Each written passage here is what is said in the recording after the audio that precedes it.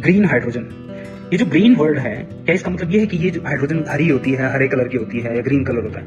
नहीं, ऐसा बिल्कुल नहीं होता। ग्रीन हाइड्रोजन वो हाइड्रोजन है जो प्रोड्यूस की जाती है या जनरेट की जाती है इलेक्ट्रोलिसिस प्रोसेस के थ्रू।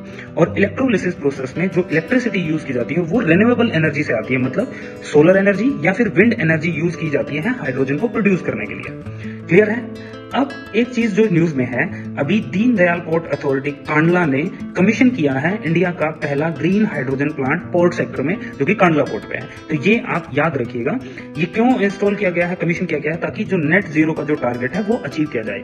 ये किसके द्वारा बनाया गया? L&T कंपनी के द्वारा बनाया गया। कितनी कैपेसिटी ये ग्रीन हाइड्रोजन प्रोड्यूस कर सकता है? वो है 140 मेट्रिक टन।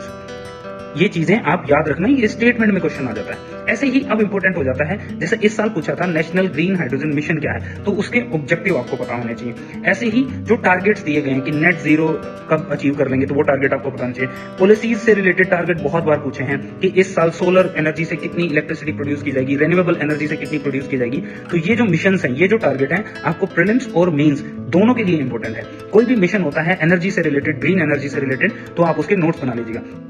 इसके साथ साथ एक और चीज, ग्रीन हाइड्रोजन जब प्रोड्यूस होती है तो उसमें CO2 रिवॉल्व नहीं होता है, रिलीज नहीं होता है। ठीक है, तो ध्यान रखिएगा।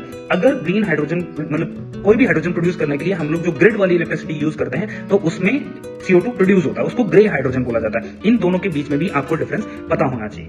Thank you.